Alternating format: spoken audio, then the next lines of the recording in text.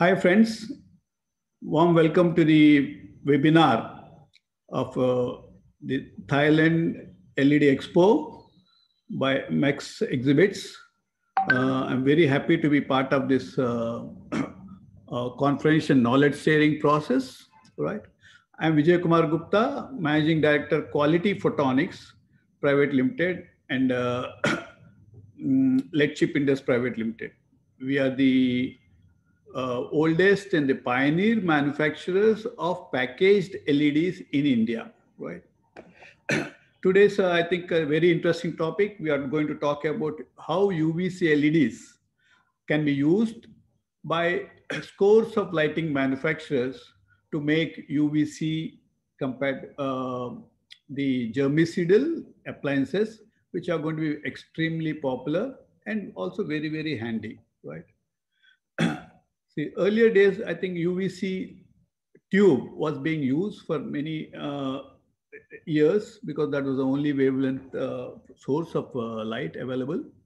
But last 2 years, the LEDs have become possible because uh, everybody knows that aluminum gallium nitride can produce UVC light, the high energy uh, electromagnetic waves. But it was very difficult to make a PN junction and with sufficient yield so that the cost can come down. So, but then it has been, the breakthrough has happened the last 2 years. And then thanks to COVID, I think the huge investments have happened in the chip level. And then people have confidently put in, and then now we have LEDs which are very, very affordable and then also very efficient. Here, for one example, here you can see that there is a, in Singapore, normally it's people use UVC tubes, right, for one very large areas. But here you can see that it's a 100% UVC LED based autonomous robot, right? So this shows the amount of confidence people have, especially in a very developed country like Singapore, right? And then they have shown the effectiveness with, absolutely. So basically, I am very privileged to be the past president for Elsina and Telma, and also a governing body member of Elcoma, and also several technical committees of BIS as well as uh, committees in MeitY, the Ministry of Electronics, where we form lots of policies as well as a list for concessional duties and the duty structures and all, right? So we have been making LEDs from last 1987, right? Now, the UVC LEDs have brought out huge possibilities now. You can see that on the right side, there's a graph which shows that the germicidal effectiveness uh, of the traditional 254 nanometers versus general effectiveness of the 280 and 270 nanometers LEDs. 275 nanometers LEDs are going to be most standard spec we are going to produce for not only we, the rest of the world also for the germicidal applications, UVC they call it. And basically, what is the structure of a LED? Normally, you have two leads and the LED chip, and then it glows. But the advent of white LEDs and high power LEDs, then it also uh, created structural changes in the LED to see that the heat generated in the LED is brought out to the outside to the so that later you can thermal manage it.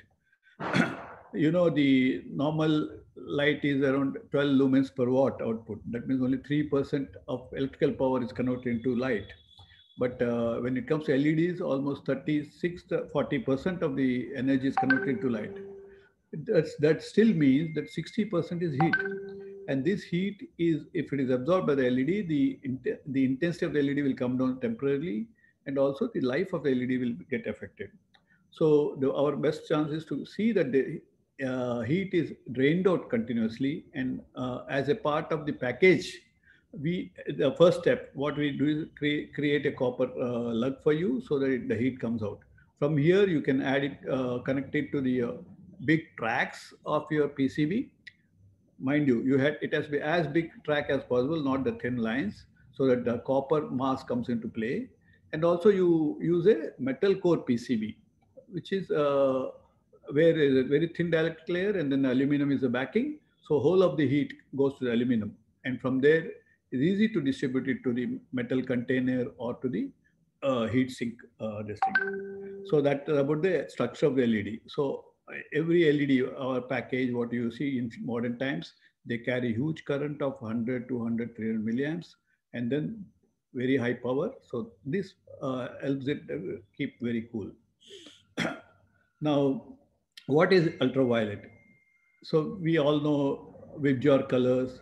Then beyond these are beyond red is a low energy infrared, and above blue it's a higher energy UV. And within UV we have got what is called UVA, BC. It's a very wide band, so we need to structure it. So 315 to 400 nanometers is a UVA. It's a long wavelength. It's normally used for curing and some medical purposes. Then you have 280 to 315 nanometers. Again, this is UVB. It's good for certain, again, medical purpose. And a UVC is the actual short wave from 100 to 280 nanometers. So that we are falling on the edge of the 280 UVC. So, but still, it's a UVC part which is more important for germicidal killing. So we all talked about this. And then it's so lucky that the UVC LED is fully absorbed by the atmosphere.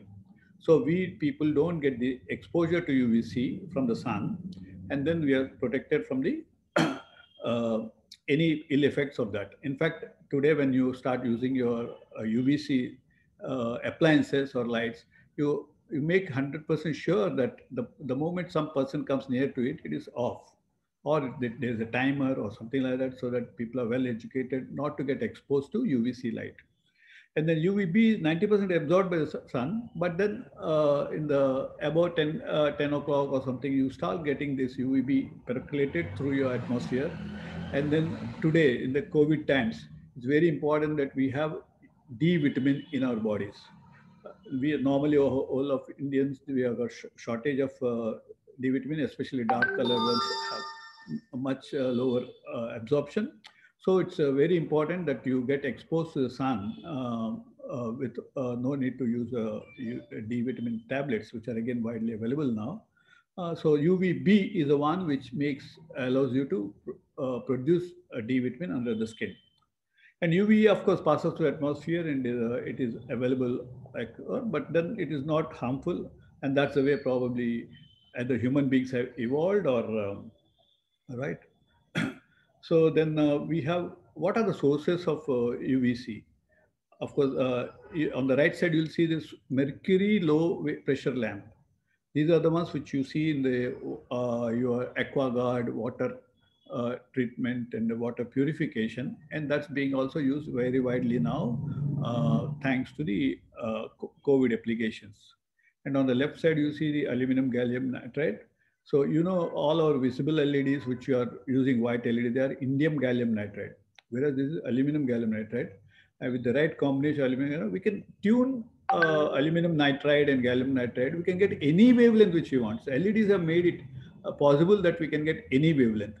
And then the scientists have decided to optimize it at 275 nanometers, where we get a maximum yield, maximum power conversion, and also the best germicidal killing.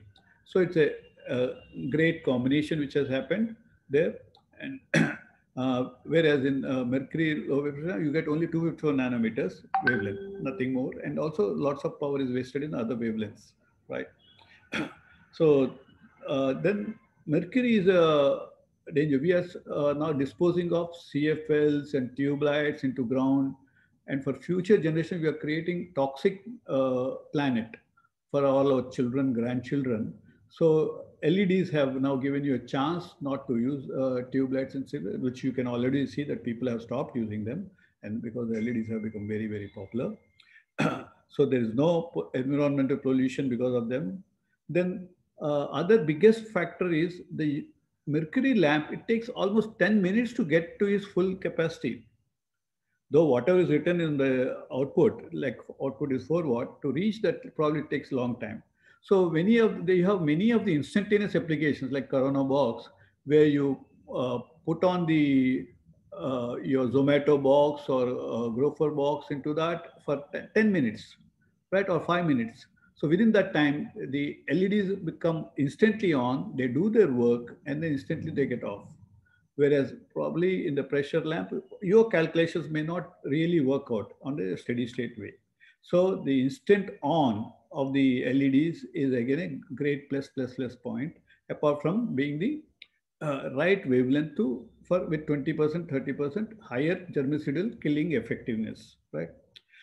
And then there are very narrow concentrated power. So we have all the electrical energy going into one wavelength, unlike a silver. So we have very efficient way of controlling your basically power.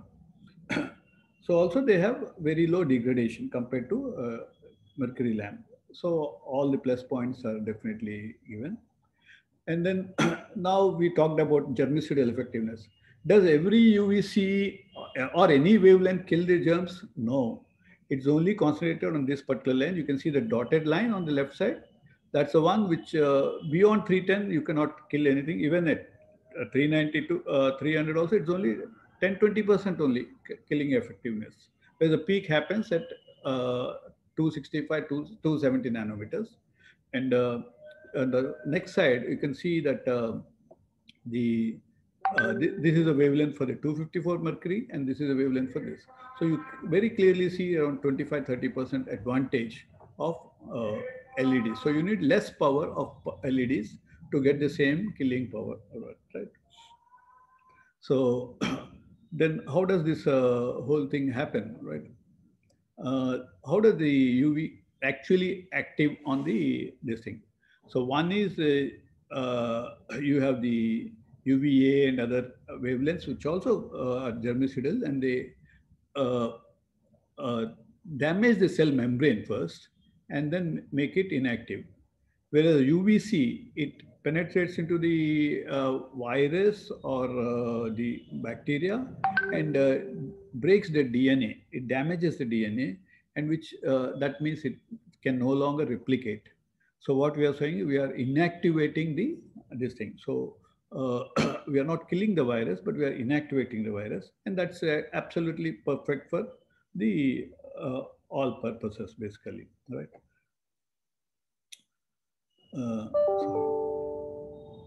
So then, but do all uh, uh, germs or pathogens or virus have the same sensitivity to UVS? It's no. Here is the list of on the you can see in the graph. There's several of these uh, common bothering pathogens are listed, and how much they take the UV power to get it deactivated. So it varies very widely. So normally it's 1 milliwatt per centimeter square dosage for a normal most of the bacteria, while probably COVID will require more than 20, 25 milliwatt per centimeter square, or it could be even 200 also, right? So the even Philips with Boston University, they have shown that a 22 milliwatt UVC, milliwatt per centimeter square UVC can kill the bacteria, bring down the bacteria by 10 power 4, that means 0.9999 log 4 within 25 seconds. So the 22 milliwatt is not a big power required on a particular surface, right? So it's very much achievable. And with a little bit of calculation and experimentation, you all can achieve that very easily. And then make sure that, and also the dosage depends on the time into the irradiance.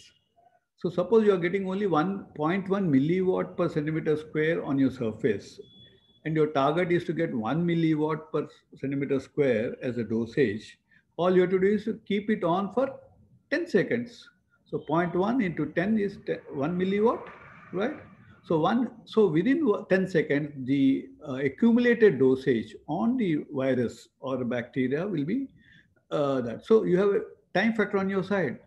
So if you put in a box and you calculate that it requires just a 1 minute calculation, you just leave it for 5 minutes or 10 minutes, right? So it's so easy, and then 5-10 minutes is not something very big time for you to sacrifice for the kind of results which you want, right? And then UV has again huge number of applications when it comes to, if you are innovative, you can start applying this UVC LEDs into every application here. Right. So earlier you had a UVC tube, which is bulky, it requires a base and it supplies, and then, right. But now the UVC LEDs are so small, just 3 mm, 3 mm. And then we made a LED strip light, which has some 6 LEDs. It just has 2 centimeter wide. It could be even 1.5 centimeter wide, and then 1 centimeter thick, and then 10 centimeters long. Such a small one. It can very easily get stuck. You just put a double adhesive tape and put it anywhere, right? And then give it a power, and the whole thing will work. So in your fridge, every shelf you can have one light, a very thin light. Then your kitchens, ovens, and all.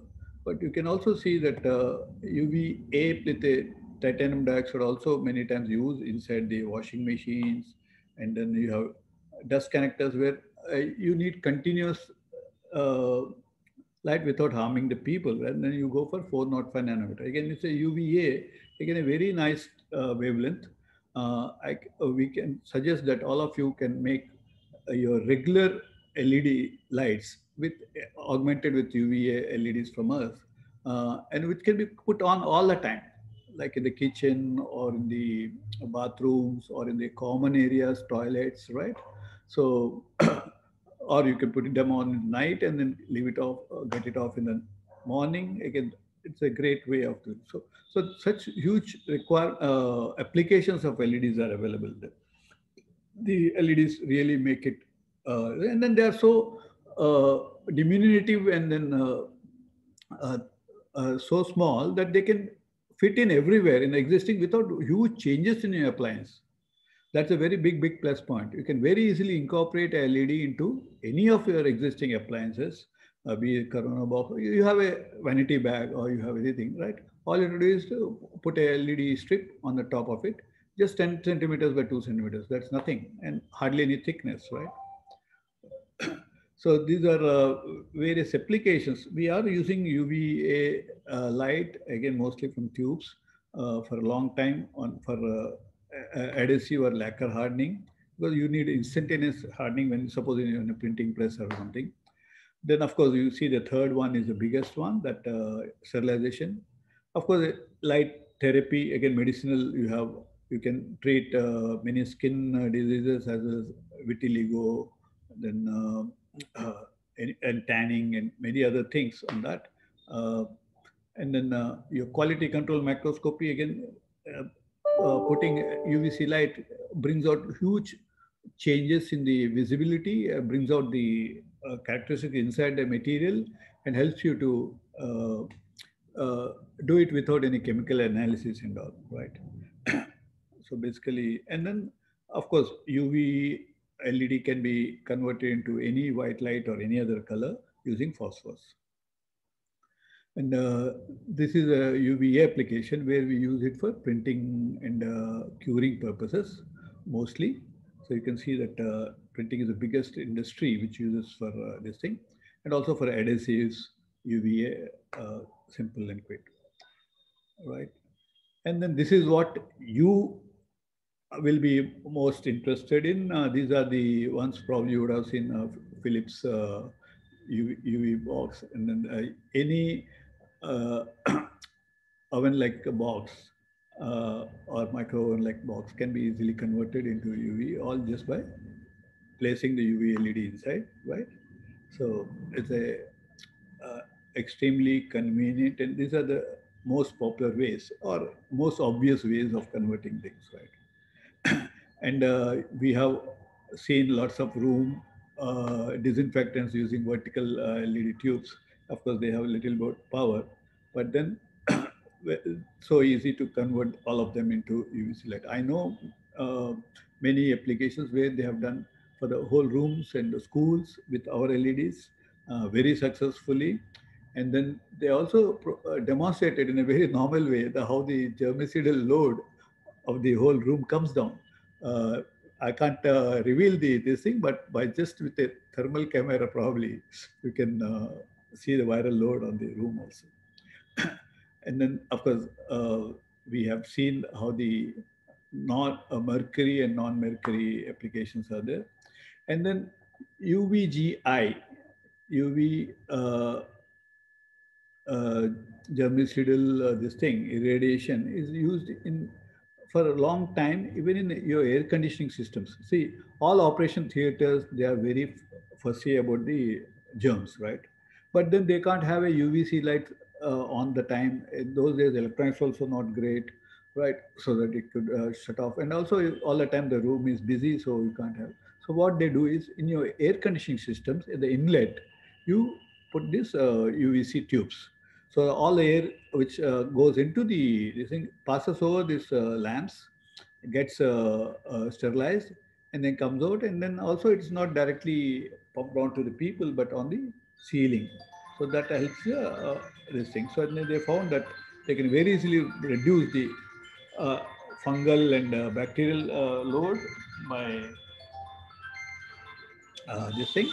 So, by 68-70%. And also you have many they have their own methods of disinfecting the target areas, so that and this completely reduce the chance of post-operative infection, right? And this we have already seen. So please explain.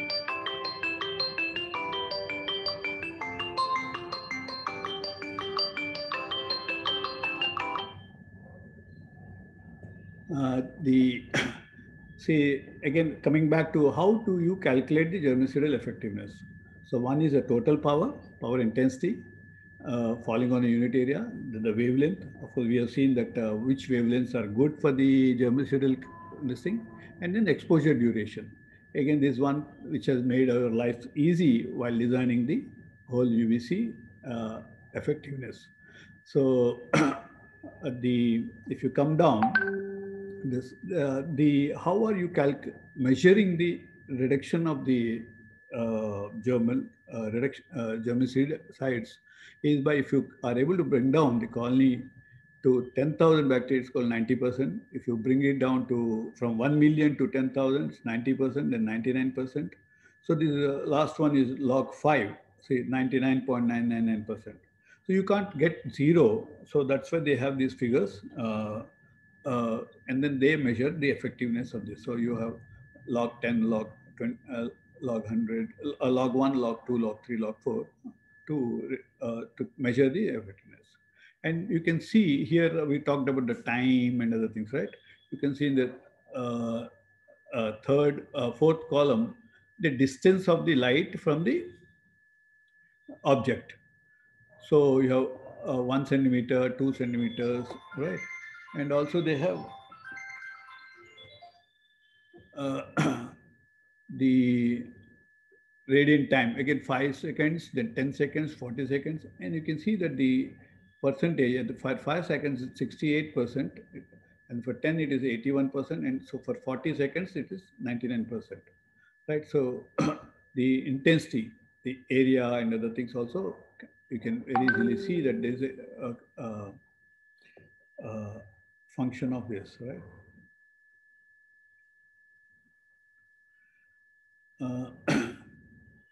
So now it's a SARS coronavirus, which is important on this thing. And then we have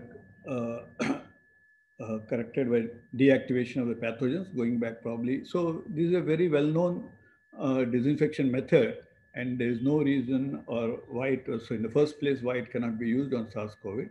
And then, so that's what is happening. And then the history is very interesting. The scientists first wrote that UVC band can kill pathogens. And since then we have been studying, and then lots of hundreds and thousands of papers have come out of studies, and then how it kills and what is the whole thing, right? But this is of more theoretical this thing. Then of course this is the, then what we see that UVA band also is able to deactivate pathogens. And then the longer wavelength uses, but different mechanism to deactivate. That is by they kill, uh, damage the skin rather than the DNA, and then they take longer time for the exposure. So, but then they also very effective. And then you all have heard about Crompton's antibacterial lamp, right? So it uses exactly same principle, right? So though it has not become very popular, but if few people are ready, then we can make it very popular to everybody. See, the it's also known that UVC is not good for the skin, but then again there have been several studies which have done, and then they have seen that by intermittent on or something like that, or making it very low when it comes to people, I think the harmfulness is very less. But still, till we get the medical uh, ICMR or somebody to give us the standards. Otherwise, the standard held is it should be, because there are many people who can misuse this freedom. So only people with very great knowledge, they can start doing it very carefully, right? And then a very good example of how UVC based light can be used continuously, 365 days per day, is a product from GE. The company currently calls itself Current. The name of the company has changed, the GE company. And then you can see that it has got a 365 day, the brand is called, and then it can be used.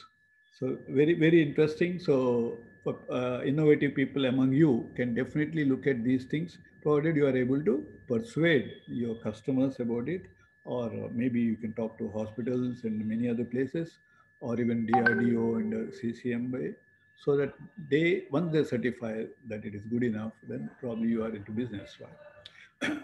So we talked about this already. The UVGA is in the upper portion of the rooms, which is affecting this, right? And mostly they are used in all healthcare facilities have this. Um, and then now that thanks to COVID, it is getting renewed interest, right? And this is the way it again looks. We already seen it, right? So, of course, again, this is more details about the UVGA in the air, right?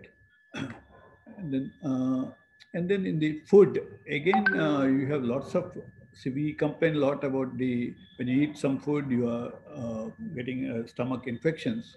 But then they found that UVC application within the packaging process will be in the fruit packaging or can packaging or food processing industry, again uh, gives you a very safe product at your home, right? So they found that they have done all the wavelengths possible, and then they found that 267 nanometers is the highest in expression efficiency. So again, we are vindicated. Our LED UV are made for this wavelength only, right? And then they also tried combinations of them, and they found that 275 nanometer LED showed better persistence against reactivation. So it so happens that we are all talking about reinfection of COVID. Similarly, the bacteria can come back. So, but then the permanent deactivation happens more at the 275 nanometers. Again, that's a very, very plus point compared to 254 nanometers. So LEDs have a, again, big plus point here, right? So here various examples of where UV LEDs are used in apple juice, there are different things. And they found that UV LED at 254 nanometers was less efficient in microbial inactivation. So again, so there are enough studies which are very clearly, it's not just indirect inference, but there are directly active things which are happened there, right? Then, so similarly, just putting UV LEDs, it can remove the cloudy apple use, right? So again, it really can change the physical properties. So you have to just look around. You create a UV-based UV LED, you'll get the hang of how to make UVC LED applications. And then you can look around and you can find very niche areas of application. And any customer comes and tells you, you can just say, oh yeah, I know, and I know how to do it, and I know what's the application, right? That's really great. So here you can see that 280 and 365 nanometers resulted in so much reduction in the this thing. So again, it's not that one wavelength is very good or something like that, right? So that's how it is. Of course, these are various experimental setups which we don't want to discuss with you. And then this, when I talk to more scientific forums and academic forums, then we discuss these things. So those few slides are for them. Basically, I'm a scientist engineer, gold medalist from IISc Bangalore, made my first LD 40 years ago, and worked as scientist, internship in BRC, worked in CEL, Central Electronics Limited, as a scientist to make LEDs 40 years ago, right? We were making the PN junction. So, and then I'm a basically material scientist. I did specialization in materials in physics department, chemistry department of IIC and ECE, and then came out as a big specialist on LEDs, though there was no course on LEDs in those days, right? Because basically my parent company was making lamps for last 50, 70 years. So we thought that when the LEDs came up, we thought the lamps will get obsoleted. And then it so happened that I was lucky to be selected among the 30 students in UV IISc, and when able to really adjust the curriculum, there we had a lot of freedom to select any uh, uh, subject under the skin as long as the timetable didn't clash. So I was able to take a lot of courses. Though electrical student, I did courses in physics, chemistry, electronics, and of course MBA, because being a business family, right? So these are the things. So we have even UVA again is going to be very, very useful. I would ask all of you to explore this particular this also, and we can give you every wavelength. In fact, we are specialized in special LEDs. We give you any spectrum, any color, any wavelength, any combination, be it for plant growth or for medical or UVC purposes. We have the right kind of raw material with us, and then we can give you in no time any specific, any power, any structure, right? So you should, all of you who are interested in other applications also, any specialist application of LED. Of course, we are leaders in lighting LEDs, we are, but then we also are tuned for this because that's how the demand from the whole country has come up. And here you can see that sometimes the UVC can overact on the disinfection part. And then here the medical equipment endoscope was stored in a box with the UV6 exposure. Then if they had UVA, and then of course there's a lot of time available to exposure, right? So the surface didn't, the endoscope didn't get damaged, the surface of the endoscope, the material of the endoscope. But if you see in the D1, the surface of the endoscope started. So you know UVC is a very powerful material. See, so it can damage a lot of things. So again, there are applications for UVA also. And then there's a very interesting application here. We all know that we grow plants indoors and it doesn't require sunlight, and using right wavelengths, mostly blue and red, and as well as some special colors of UVC, which we have. Normally, all plants require 660 nanometers, 730 nanometers, and also 380 nanometers, 420 nanometers. We can supply all those LEDs. And then a shot of UV LED, UV radiation at the end of the life, it can completely change the nutrient value, the color, finish of the, in this case, it's a broccoli, right? So again, absolutely, completely diverse application here, and then it can be useful many places. So, but then basically LEDs have this advantage that you can produce single wavelength of your desire, and you don't have to waste power in the all other colors. Suppose you are in a plant growth, normally there is HID lamps, again, which produce LED light in all wavelengths, which you don't need. Whereas in a specialized LED growth lamp, you have only, mostly it's purple, that means red and blue of particular wavelength, not any blue and not any red, but particular wavelength. So these can be tuned and put it there. So all your power goes into, so instead of using a 400 watt bulb, you can just use a 150 watt bulb. See, and then save huge thing. And then the cost of energy becomes a big input in the indoor profitability, indoor plant growth profitability. So, so here you can see that you can control whatever color the customer wants. Somebody in UK, they require this kind of color. Somebody in Germany require different. And then in India, they like some other finish. You can do it just with a right LED light in the last 1 week. Right?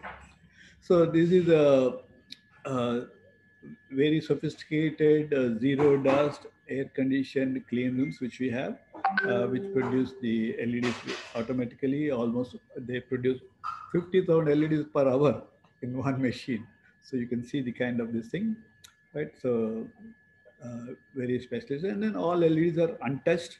So when they come out, they have no contaminants, and they have no reason for them to fail, right? So these are the main things. So, and then all inputs are this. And then I would invite you all you to visit this website called UVC LED Online.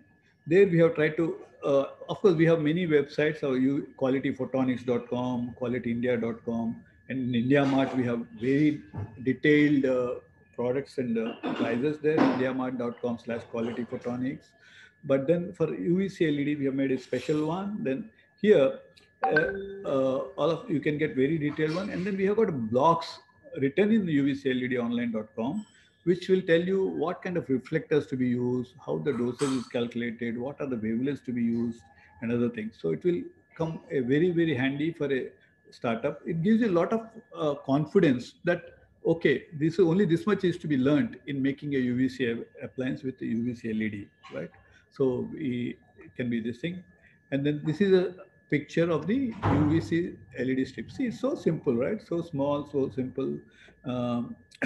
And then it is actually a good quality MCPCB, and then extra aluminum heatsink. So you don't have to run around to design your PCB. And then these are very expensive LEDs, almost 200 rupees each LED of 12 milliwatts each. When you try to solder, and you might damage them. And then they are not large volume that you can go to automatic machines, right? So here what we do is we give you that soldered from our expert in-house people, and then the whole thing is done, and then they are wired already for 12 volts or 24 volts system, and also they can be operated with a USB compatible. We can give you attachment so that you can even run it with a battery bank or any standard ones, right? You can use it for, you can put it in your hand van, you can produce a hand van with a battery inside, and then this can convert that into this thing. Basically, all LEDs are 5 to 6 volts LEDs.